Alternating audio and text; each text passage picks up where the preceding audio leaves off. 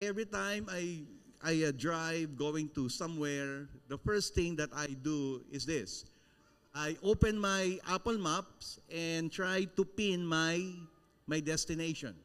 You know, I don't drive and then figure out when I'm lost, figure out how am I going to go to my destination and then go to my GPS or to my Apple Maps. You know, when you use GPS, we do not wait until we are lost before using it, right? The first thing that you should do when you get into your car is to what? To pin your destination. Now, same thing with prayer. If we truly believe that God is powerful, that He is omnipresent, omnipotent, and omniscient, He is all-powerful, why is prayer sometimes our last optional or option instead of our first action? That's the question. If we know that our God is all-powerful, so the very first thing that we should do when you wake up in the morning is to what? To pray to God and say to God, Lord, I leave all the decisions and the power and the favor and the blessings today. Because you're the only one who can handle this day, not me. Amen. I'd like to ask everyone to please stand and let us all read in the book of Genesis, chapter 43, verses 11 to 14. Then their father Israel said to them, if it must be, then do this. Put some of the best products of the land in your bags and take them down to the man as a gift. A little balm and a little honey, some spices and myrrh, some pistachio nuts, okay, and almonds. Take double the amount of silver with you, for you must return the silver that was put back into the mouths of your sacks. Perhaps it was a mistake. Take your brother also and go back to the man at once. And may God Almighty grant you mercy before the man, so that he will let your other brother and Benjamin come back with you. As for me, if I am bereaved, I am bereaved. Now, this section from chapter 43 of the book of Genesis, these events took place during the great famine that affected the ancient Near East during the time of Jacob. So if you're going to look at the story of Jacob, now here's the life of Jacob. The life of Jacob is always relying on his ways rather than God. He believed in the Lord, and yet he was thinking of what he can do so that he can solve his problem. Now, who among you here, you've experienced that one time in your life? You pray to God, but at the back of your mind, you have option B. Have you experienced that? That's the life of Jacob. He was trying to, he believed in the Lord. He experienced God in his life. And yet, during difficult times, there's always plan B. Now, what we're going to do today is we're going to learn from the life of Jacob in the lens of prayer.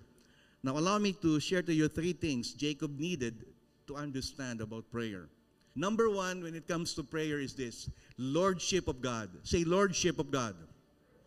Lordship of God. In Genesis 28:20-22, it says, Then Jacob made a vow, saying, If God will be with me and will watch over me on this journey I am taking, and will give me food to eat and clothes to wear, so that I return safely to my father's household, then the Lord will be my God. And this stone that I have set up as a pillar will be God's house. And of all that you give me, I will give you a tenth. So, if you're going to look at this, our posture of Jacob to God is like, when it comes to talking to God, is always conditional. I will do this so that you will do this, Lord. If God will be with me, he is not 100% sure if God will be with him. But if God, there's a condition. Now, who among you here, every time we pray to God, there should be no condition. We cannot say to God that if God will do this for me, just like Jacob, then, like, Lord, if you're going to promote me, then I will be faithful going to church. Or Lord, if you're going to give me this breakthrough, every morning I will wake up very early before going to that place of promotion. I will bless your name. Lord, if you will do this, I will serve you and I will give. Lord, just bless me. The reason why I am not being used by you to be a blessing, because you're not blessing me. How many of you prayed that prayer before? How can I be a blessing, Lord? You're not blessing me. But if you will bless me, Lord, I will not just give my 10th, but I will give my 11. 1% increase only. You know, it depends on the inflation. So, if you will, or if you will bless me with this, there's always condition. Now, every time we come to God and pray to God, it doesn't matter if He does it for us. It's all about Him as our Lord. Amen. Lord, if you will not bless me, so be it. But of course, Lord, you know my desire. You know my heart. You are the God who knows everything. But Lord, I will come to you not because I want you to do something for me. So Jacob had an experience with God, but still never understood lordship in his life. It took God to break his hip in order for him to understand who's the boss. Imagine that kind of experience. Every time we pray, every time we come to God in prayer, it's all about Him understanding that He is our God and He is our Lord. Sad to say, there are a lot of Christians today. Look at the person seated next to you. Tell that person, this is not you. This is other people outside this church. A lot of Christians today, a lot of Christians today experience God. Go to church. They cry, they laugh, they sing, they shout, they dance. They do everything that they can to serve the Lord. But if you're going to look closely, the relationship with the Lord, there's no lordship. I hope that we will not fall into that predicament in spiritual life where, you know, we can enjoy everything that we do for our God, and yet when God asks us, who's the Lord, we can even answer that He is our boss, He is our Lord. Lordship of God. And second thing is relationship with God. In Genesis 32, 27 to 28, it says, the man asked him, what is your name? Jacob, he answered. Then the man said, your name will no longer be Jacob, but Israel, because you have struggled with God and with humans and have overcome. Now think about this. Look at that verse that we have read. God said, what is your name? God did not say, what can I do for you, Jacob? Anything I can do to you, Jacob? God said, what is your name? It shows that God is the God of relationship. God is the God of relationship. And God is always after relationship. Now, don't you know that every time we come to God, it's not about, He is excited not because He is all-powerful to provide for our needs.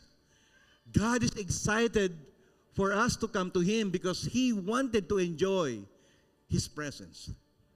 Amen. That is our God. He is the God of relationship. We don't want to fall into this performance orientation. You know, we don't want. I don't want. All of us, we don't want to have this orientation about prayer that I have to do this to please the Lord. If I will volunteer, if I will do this for the church, If I will do whatever God wants me to do, then I will be able to please the Lord. Now, don't you know that you don't need to do anything in order for you to please God? You don't need to have position in the church in order for you to please the Lord. God is already pleased when He looks at you. You know why? Because every time He looks at you, He looks at His Son, not you. He looks at the blood of Jesus that was shed for you, not your past, not your needs. Amen. That is our God. How many are thankful to God right now and saying, Lord, thank you, because there's no requirement, Lord God. No, there's no list of things to do in order for me to please you, so in return, you're going to bless me. Amen. Because God is after relationship. No, God is not like a vending machine like this, where you will, if you need healing, you go to that vending machine and then you, what are those things that I need? And then you press the button and then healing will come out. Amen. God is not like that. And then Jacob's response was this. When God said, what is your name? God said, Jacob said, tell me your name. Now tell me your name. Now, Jacob fully understood that coming to God is not just about getting what you want, but it's about having relationship with the Lord. It's all about the names. It's all about knowing each other. Amen. You come to God because you want to know Him, and then God comes to you.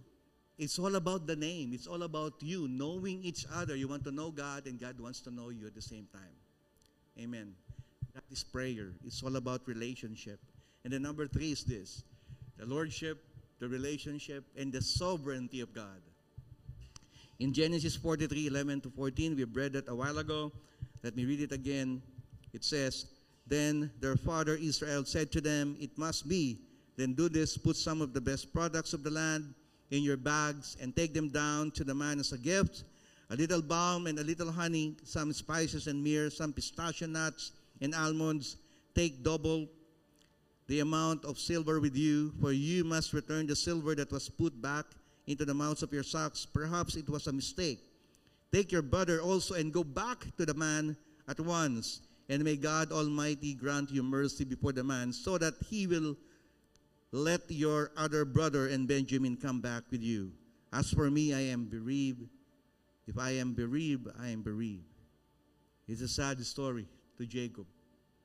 When I was reading this, Jacob lost his favorite son, Joseph.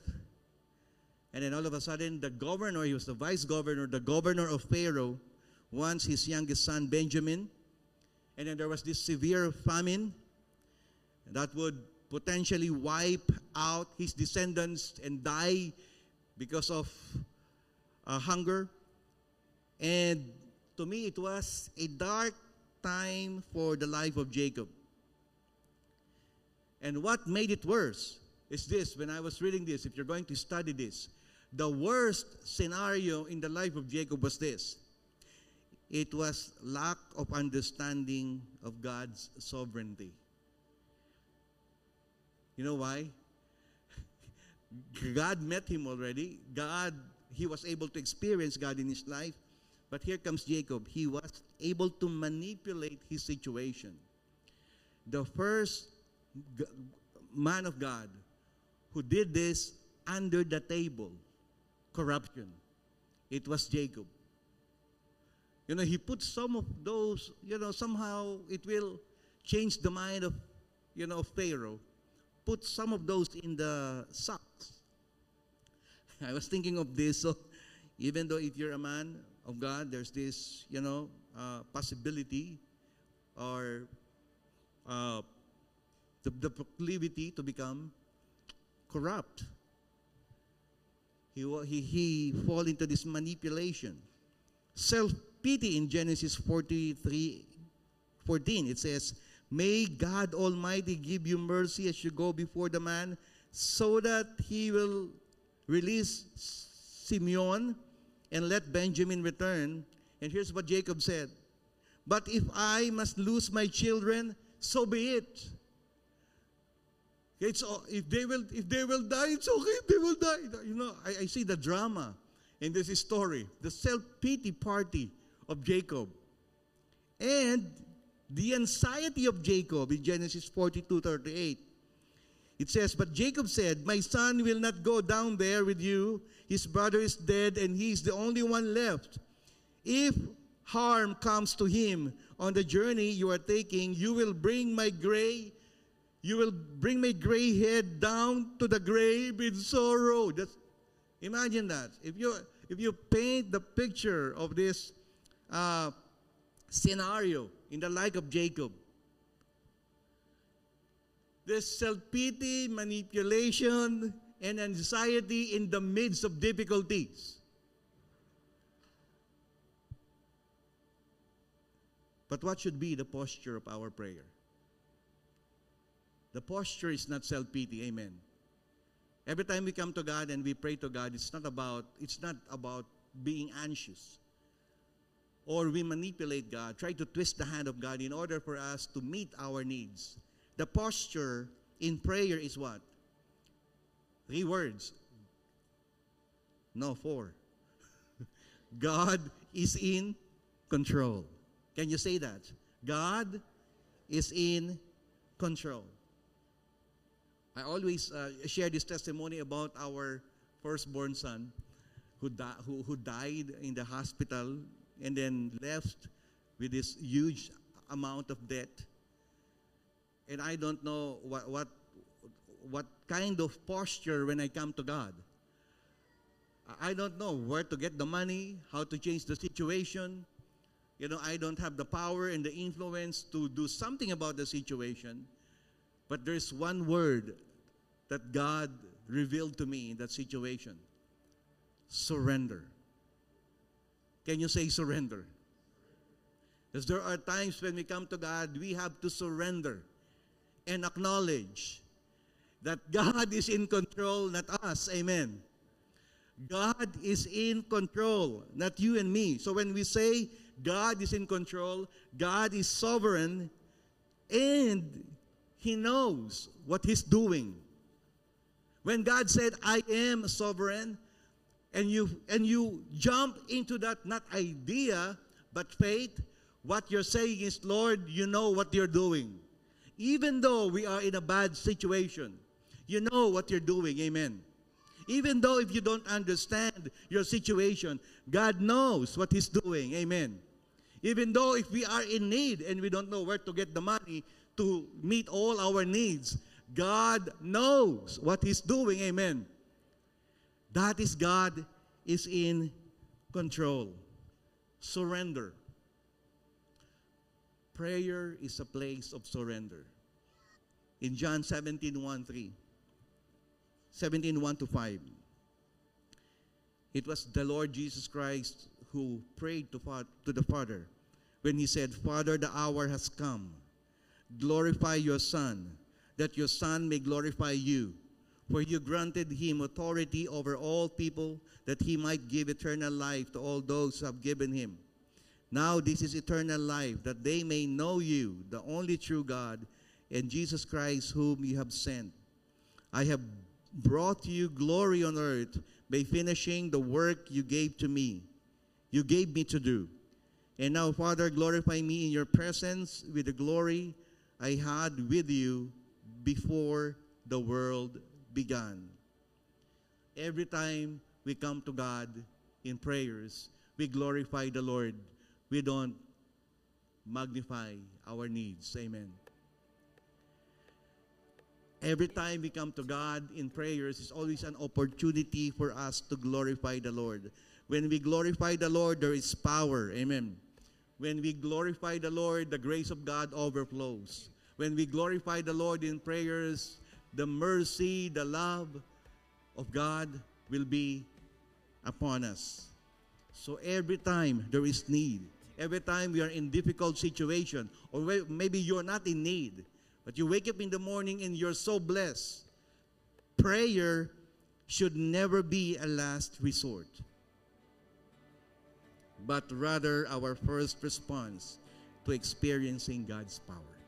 Thank you for worshiping God with us through His Word online here at Every Nation Long Beach. Together we honor God and make disciples. We hope to see you next Saturday at the same time.